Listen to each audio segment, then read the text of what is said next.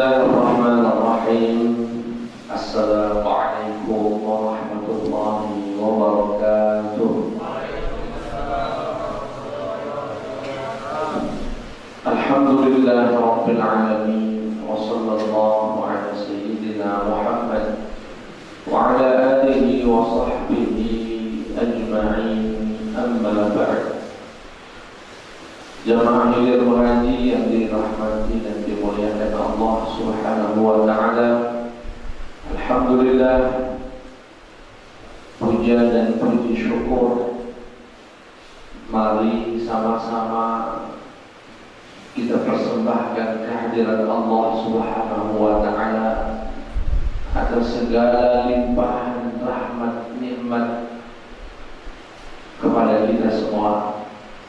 Semoga Allah senantiasa membimbing kita agar bisa bersyukur atas segala nikmat yang Allah berikan. Amin ya rabbal alamin. Salawat beriring salam terlimpah curahkan kepada suri tauladan kita, contoh terbaik dalam hidup kita, orang yang paling sayang kepada kita, Sayyidina Muhammad sallallahu alaihi wasallam. Semoga kelak kita diperjumpakan Allah dengan Nabi Muhammad sallallahu alaihi wasallam.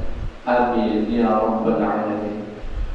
Jamaah sekalian yang dirahmati dan diberkahi Allah Subhanahu wa taala, malam hari ini kita akan membahas tema baru berkaitan dengan adab amar ma'ruf nahi munkar. Adab amar ma'ruf nahi munkar. Sebelum menyampaikan apa yang menjadi nasihat Al-Habib Abdullah bin Alwi Al-Haddad, pengarang kitab ini, kami ingin menyampaikan apa sih yang dimaksud dengan amar ma'ruf nahi munkar. Kita jelaskan secara bahasa. Amar perintah, ma'ruf kebaikan, nahi larangan, mungkar keburukan. Artinya amar ma'ruf nahi mungkar itu gampangnya ngajak wong berbuat baik dan mencegah wong berbuat buruk. Jadi ada wong di jalan setelah minum misalnya minuman kemasan, habis dilempar baca itu di pinggir jalan. Mungkar gak itu Pak? Mungkar. Bapak panggil Pak, mohon maaf Pak, tolong jangan buang di jalan. Dan ini menjadi budaya luar biasa. Luar biasa. Kita ini mohon maaf, tidak usah kita bicara wong lain, wong Palembang kita sampah di mana-mana, belum bisa mengelola sampah. Masih sering kita tengok wong dengan mudah dia buka jendela mobilnya, dia keluarkan sampah yang plastik, yang botol minum, yang kalengan. Bahkan di depan mata kepala kami sendiri, seseorang bermotor, bajunya baju pegawai, artinya berpendidikan, setidaknya lulus SMA atau S1. Setelah dia makan kacak ciki itu, cepat ciko, dia makan cepat ciko, sepanjang jalan kami di belakangnya. Mau Palembang ini jumlahnya 1 juta, kurang lebih 1 juta sekian. Siko sampah dibuat 1 juta sampah sehari di pinggir jalan. Akhirnya kalau banjir, menyala susah, menyala ke sini. Dan jujur, perlu wajib kami sampaikan ini terkait sampah. Ada yang bermasalah dalam dunia pendidikan kita. Uang belajar di sekolah 6 tahun SD, 3 tahun SMP, 3 tahun SMA, 4 tahun kuliah. Berapa tahun Pak belajar? 6 tambah 3 tambah 3 lah 12, tambah 4 16 tahun belajar pendidikan, dididik, diajarkan, tapi tidak tahu cara buang sampah yang benar. Berarti ada yang salah, ada yang keliru. Kemarin kami membaca berita dan sudah sebelumnya juga kami sudah baca, Swedia itu kekurangan sampah sampai pemerintahnya ingin mengimpor, ingin membeli negara-negara yang sampahnya berlebih. Yuk kami nak belinya. Bayangkan juga, sampai nak beli sampah. Saking hebatnya mereka mengelola sampah sehingga bisa menjadi energi, menjadi listrik. Ketika sampah bisa dikelola menjadi manfaat besar, dan kita di negeri tercinta ini masih kebingungan. Jangankan mengelola, nak dijadikan listrik, nak bersihkan juga. Radius dekat dari rumah, ya, pejabat-pejabat itu, sampah bertumpuk berjalan. Ini sekelompok kita. Jadi kalau kita lihat buang sampah itu mungkar, apa? Kalau kita tegur, namanya nahi mungkar. Kalau kita dewek ngomong sama kawan, sama anak, sama kenalan, nah, kalau buang sampah di kotak sampah, jangan sembarangan. Ucapan itu termasuk amar ma'ruf, termasuk amar. Begitulah Pak, kurang lebih amar ma'ruf nahi mungkar. Ngajak wong sholat, ngajak wong berbakti sama wong tua, ngajak wong sedekah, ngajak wong berkata yang baik, mencegah wong berkata yang kotor. Itu namanya amar ma'ruf nahi mungkar. Jadi ustaz ini, siapapun ustaznya, dalam forum apapun dia, khutbah Jumat, ceramah, kajian, kultum, sejatinya sedang mengajak dari perbuatan ma'ruf dan mencegah dari perbuatan ini. Dan ini bukan tugas seorang ustaz saja, ini tugas semua, tugas umat muslim. Saya pernah sholat di belakang orang yang mohon maaf, pinggulnya bahkan pantatnya terjengok lagi sujud. Begitu kita sujud, terbuka aurat dia karena pakai kaos yang ketat, sehingga begitu sujud, ini bagian punggung ini itu sampai kelihatan. Batal nggak sholatnya? Mungkar nggak? Apa yang harus kita lakukan? Baik-baik. Setelah salam, berdekati, assalamualaikum, mohon maaf Pak, nanti pas sholat gue aurat kakak itu buka. Iya, sambil lihat itu dalam syariat kita batal sholat. Jadi mana Pak? Nah, kalau kakak diulang itu di masjid ada sarung, pakai sarung tinggi ke. Kalau dulu kakak ada bawa baju, itu bagian dari apa itu? Amar ma'ruf nahi. Kalau semuanya diam, kasihan tadi Pak, kasihan. Dia akan menanggung dosa yang batal sholat. Tapi banyak uang lebih memilih diam. Ayo urusan dia lah. Urusan dia. Ketika semua umat Islam punya pikiran yang sama, yaitu urusan dia nafsi-nafsi, sejak itulah agama tak akan bisa diwariskan dan tak akan bisa dijalankan dengan baik, karena semuanya diam.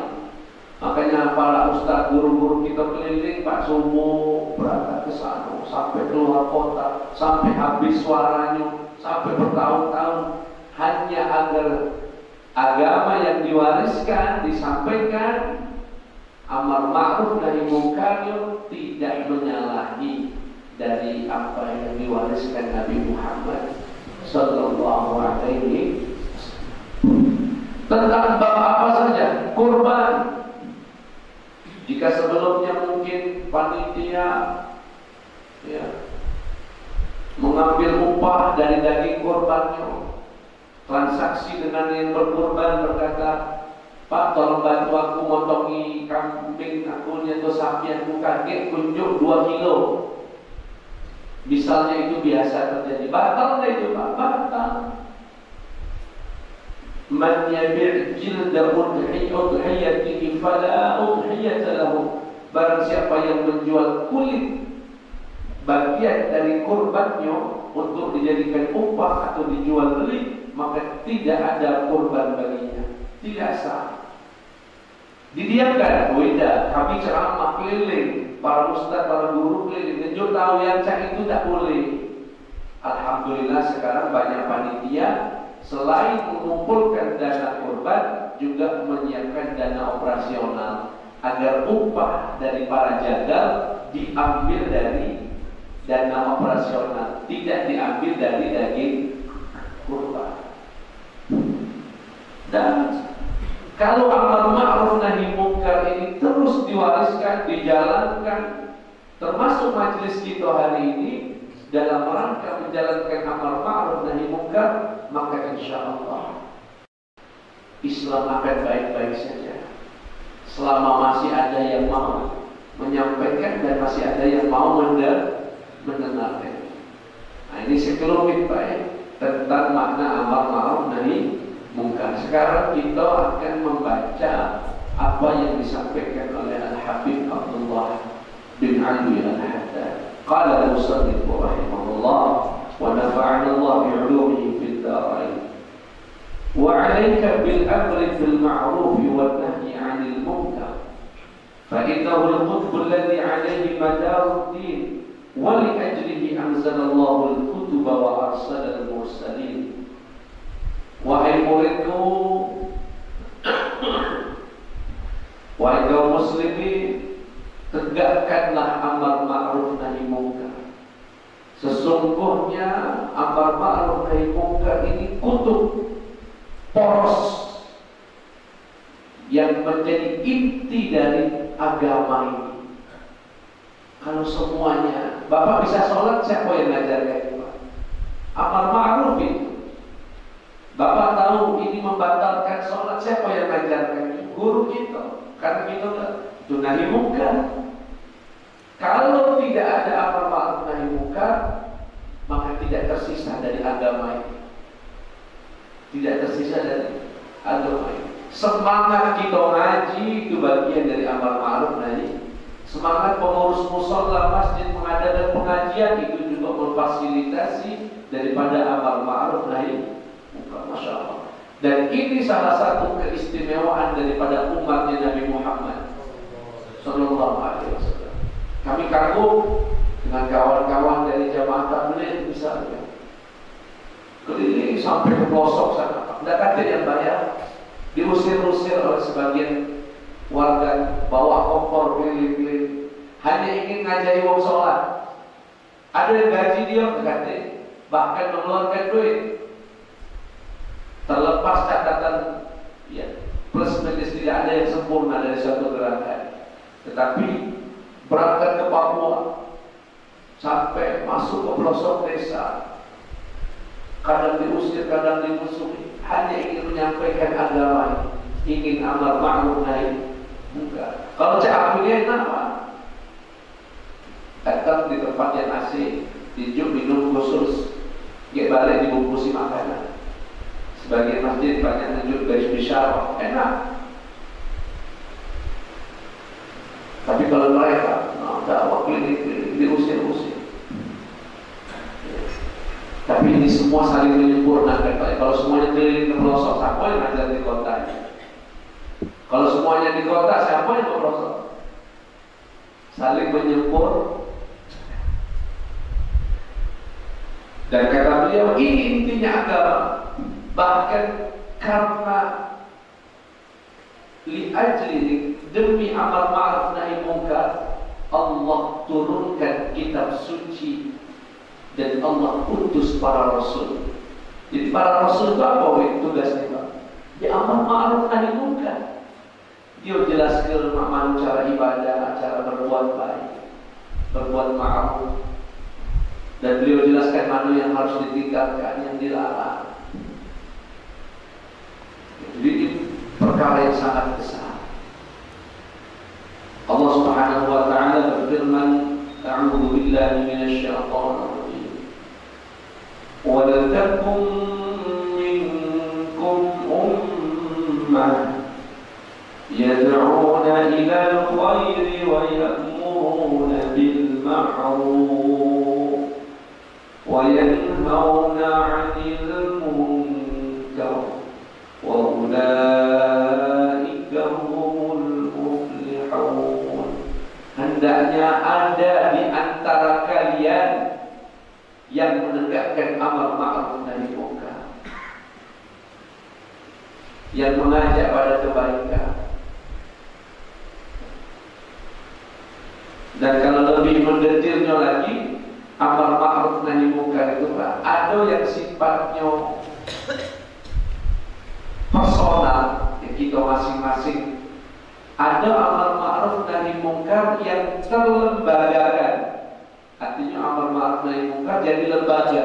Polisi itu pegawainya amal ma'ruf nahi munkar. Jangan dikira polisi itu dia nangkap maling, dia mencegah peredaran sabu. Kita tidak bicara oknum, baik, kita bicara institusi. Diadakannya TNI, diadakannya pemerintah, diadakannya polisi. Itu semua dalam rangka amal ma'ruf nahi munkar. Ini jenis amal ma'ruf nahi munkar yang terlembagakan, yang ada lembaganya. Kalau tidak kata mereka bahaya. Bayangkan misalnya dibatalkan institusi polisi, tidak kata lagi polisi. Lampu merah terserah, nak berhenti, nak lanjut. Terserah dia, siapa yang mobilnya besar lewat ya. Adanya polisi, pratrit itu mencegah dari kemungkaran. Agar jangan nyerobot haknya wong. Please stop. Itulah mencegah dari.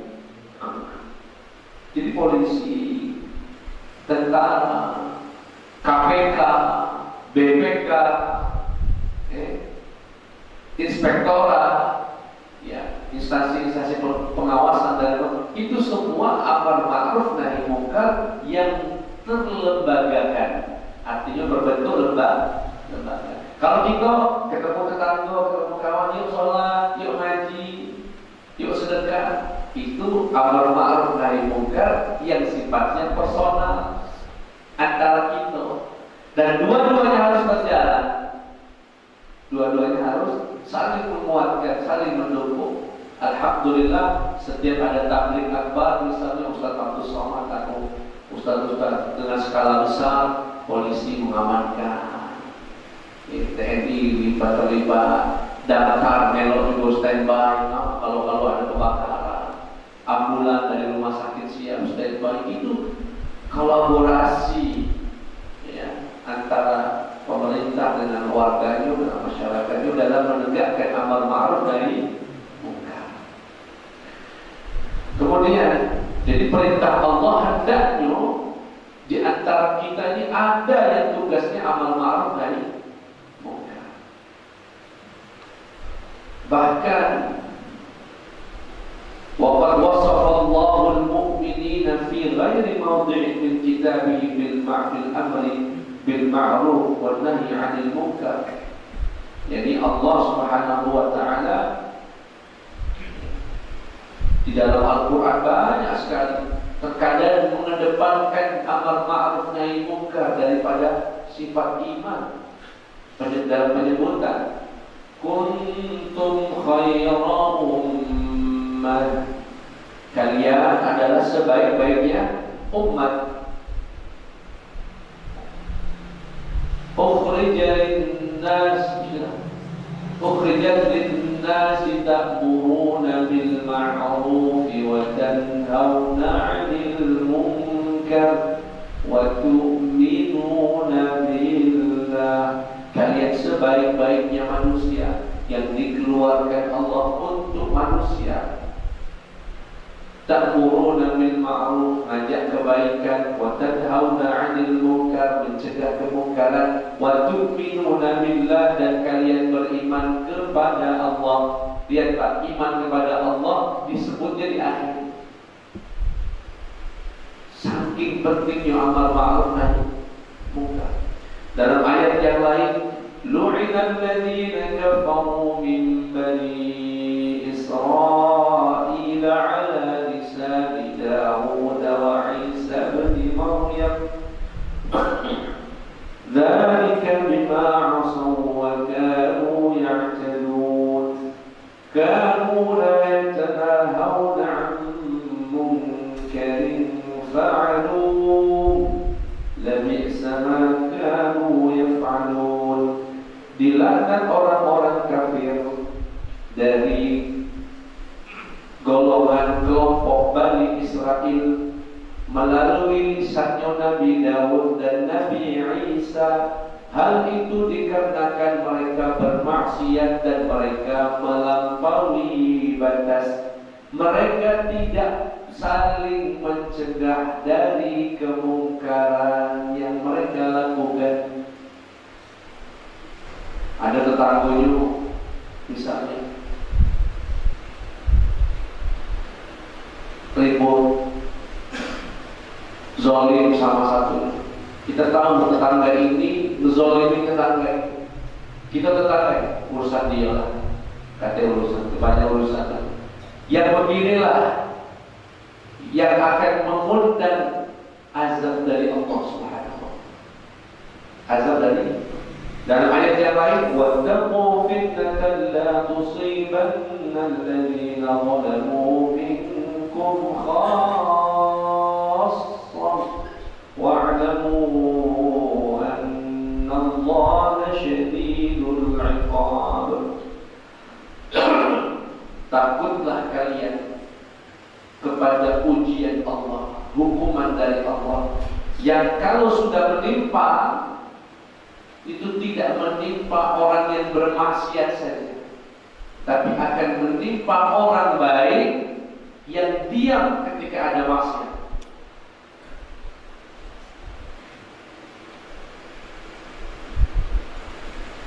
Kalau sudah, mohon maaf ya, satu kampung ada sabung ayam, banyak yang ikut. Orang-orang soleh di kampung itu memilih diam. Enggak apa-apa, urusan dia. Yang penting kita sholat, yang penting kita ngaji, yang penting kita urusan dia. Ini kalau datang azab, datang hukuman dari Allah, itu azab gak pernah milih-milih. Oh, yang maksiat rumahnya tinggal itu kesalahan bayar. Kata, kenapa lo? Yang solehnya kena, yang zalim dan ahli maksiatnya. Kenapa kita hukuman ini? Kalau yang ahli maksiat karena maksiatnya, kalau yang orang soleh karena diamnya mereka atas kemaksiatan. Makanya selama di kampung itu ada yang berjual amar ma'ruf nahi munkar, sejatinya dia adalah benteng tameng yang melindungi kampung itu dari azab Allah Subhanahu. Dan hukuman selama ada dakwah seperti kita itu, kita siapa yang tidak mengakui di Palembang ini banyak diskotik tempat maksiat? Siapa yang mau? Banyak maksiat. Tidak usah jauh dari tempat ini saja, dari tempat ini jarak 1 kilo atau 2 kilo. Banyak perempuan menawarkan diri di pinggir jalan, maksiat itu Pak, di depan mata.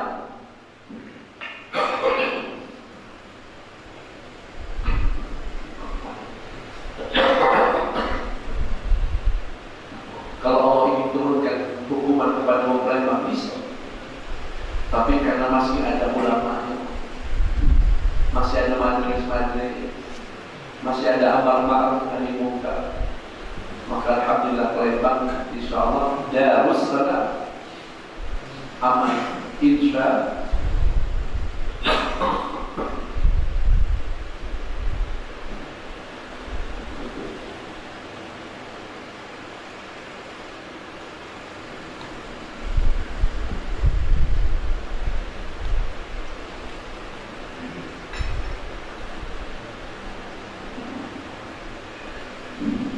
Maka dari itu Bapak Ibu, tidak cukup kita ini hidup menjadi orang soleh saja. Kita harus berusaha selain menjadi orang yang soleh, kita juga menjadi orang yang muslih. Soleh itu baik untuk dirinya sendiri, muslih baik untuk orang lain, berdampak kepada masyarakat. Mohon maaf ya, mohon maaf dengan segala hormat. Kalau di kampung ini misalnya ada maksiat, ada tempat markas judi misalnya, ada tempat markas maksiat, dan di kampung itu ada ahli ibadah, Masya Allah 5 waktunya di masjid, tahajudnya sekian rakaat setiap malam, khatam Quran tiap hari, tapi dia diam atas maksiat yang ada di kampungnya. Keberadaan orang soleh ini tidak bisa menjadi penghalang atas hukuman Allah. Kena lalu. Maka butuh ada yang berani menyampaikan melalui mimbarnya, wahai kaum muslimin, berhentilah dari nyabu ayam, berhentilah dari judi online, dan lain sebagainya. Jika sudah ada yang berani menyampaikan itu, maka insya Allah ada yang menegakkan amal ma'ruf nahi munkar. Bapak, jika melihat ada orang yang berani mengatakan semacam itu dengan ilmunya, dengan adabnya, dukung, bela dia, dukung dia. Dia sedang mengorbankan dirinya untuk kemaslahatan, untuk kemaslahatan. Makanya aku ingatnya, mungkin Bapak juga pernah dengar ceramahnya Kiai Haji Zainuddin Amjad ketika beliau dan para ulama mencegah orang-orang berbuat maksiat, ya. Orang-orang yang dicegah tadi marah, kecewa, protes, berkata yang maksiat gue, duit-duit gue, kok lu yang protes? Mohon maaf, minum khamar, aku yang beli, pakai duit gue. Judi yang rugi gue, kenapa lu yang sibuk? Kurang lebih begitu. Apa kata Kiai Haji Zainul Amjad? Iya, yang maksiat ente, yang judi ente. Tapi kalau azab Allah datang ke sini, yang kena gue juga, gitu ya. Yang kena bukan hanya elu. Bahasa Betawinya ditutup juga dengan kalimat goblok. Benar, yang maksiat pakai duit ente, minum pakai duit, nyabu pakai uang Anda, judi pakai uang Anda, berzina pakai uang Anda. Tapi kalau Allah sudah turunkan hukuman, yang kena itu bukan ente aja, kami juga kena. Nah makanya kami mencegah agar kami tidak kena. Karena selama masih ada yang mencegah, ada yang amar ma'ruf nahi munkar, insya Allah itu akan menjadi perisai yang melindungi kampung itu dari hukuman Allah Subhanahu wa ta'ala. Kira-kira jelas Pak?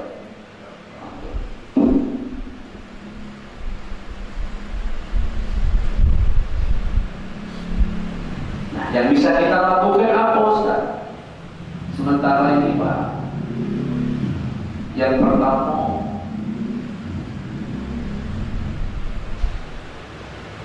melakukan amar ma'ruf nahi munkar kita mulai dari keluarga kita. Kalau punya anak yang belum sholat, terus ajak ma'ruf, berbuat ma'ruf. Kalau ada anak yang bandel yang mulai berbuat nggak benar, dicegah. bukan malah didukung. Datang bujangan ke rumah salah satu orang, berkata, "Om, izin ya Om, aku pergi sama anak gadisnya." "Oh ya, hati-hati di jalan." Apa dia hati-hati di jalan? Saya tanya sama dia, ada nggak orang tua yang semacam itu? Banyak. Ngizinkan anak gadisnya dibawa pacarnya malam tahun baru. Malah ada yang belagak pahlawan juga. Ada duit dah? Kayak betul-betul katanya duit. Nah, duit ngongkosi mulu.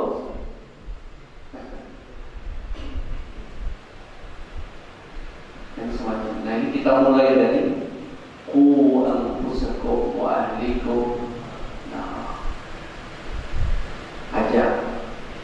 Dari hal yang terkecil, Pak, sampah.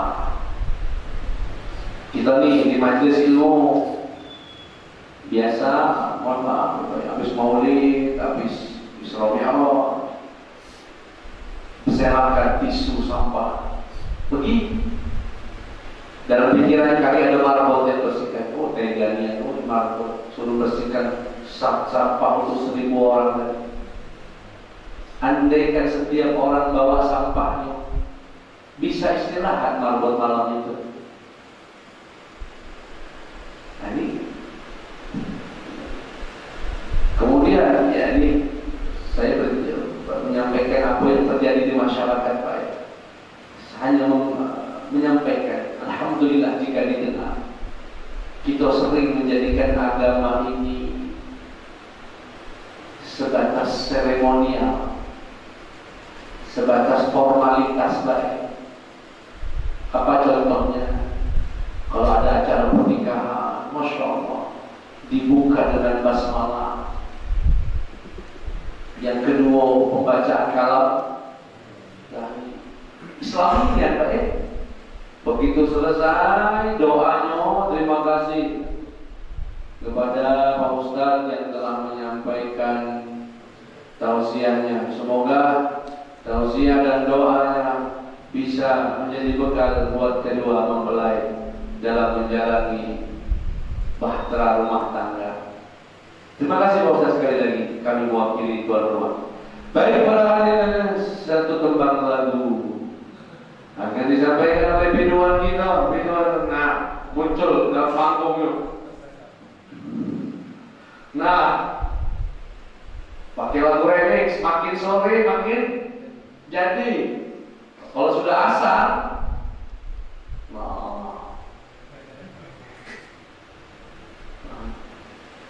majelis diawali dengan basmalah, dengan kalam ilahi, diakhiri dengan su'ul Fatimah. Benar nggak saya itu, Pak? Tapi itu yang terjadi. Dan kami sebagai ustaz itu dilema, Pak.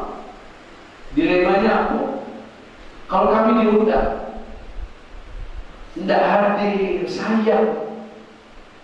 Minimal ada pesan yang bisa di.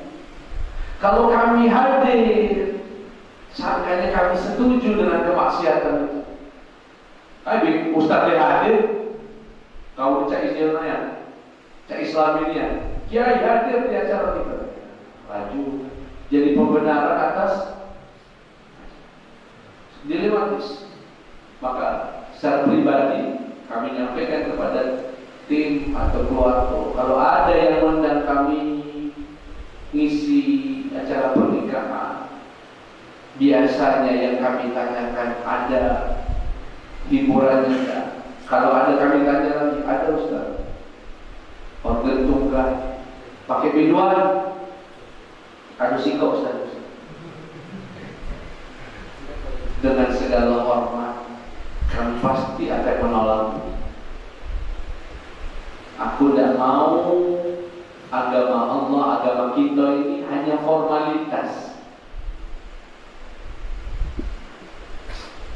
Belum kering bahas doa itu, Pak, terucap, langsung ditutup dengan maksiat. Maksiat itu mulai ya, kalau di daerah kita di pinggiran sungai masih kaki malamnya dari India. Betul Pak ya?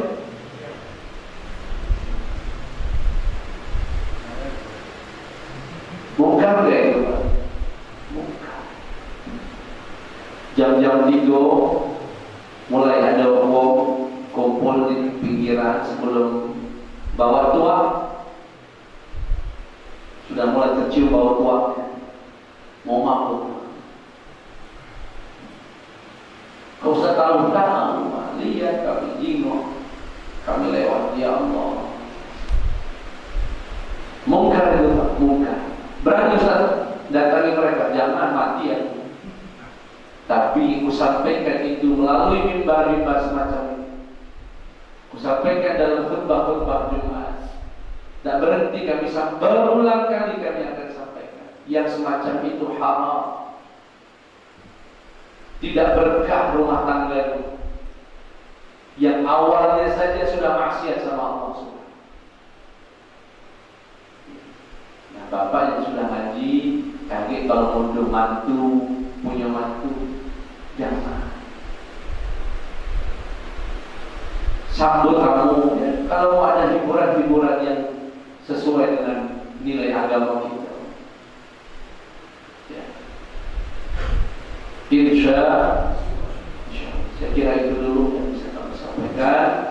Pentingnya amar ma'ruf nahi munkar, ya. Ini ada di pundak kita semua, ada di pundak umat Nabi Muhammad Sallallahu Alaihi Wasallam. Kita suarakan, kita ajak sebanyak-banyaknya orang berbuat baik, dan kita cegah mereka berbuat munkar dengan cara yang baik, yang sopan, ya. Tetapi tidak mengurangi nilai. Terkadang yang tegas. Insya Allah kami akan jelaskan lebih detailnya di pertemuan berikutnya. Wallahu muwaffiq ila aqwamit thariq. Wassalamualaikum warahmatullahi wabarakatuh.